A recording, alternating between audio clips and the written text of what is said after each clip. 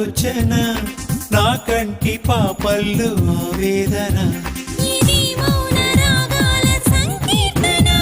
ఇలా చూడు ఏ వైపు అడుగేసినా నీలోనే సగమున్నానని నీ కోసం మిగిలున్నానని ఎలా నీకు తెలిపేది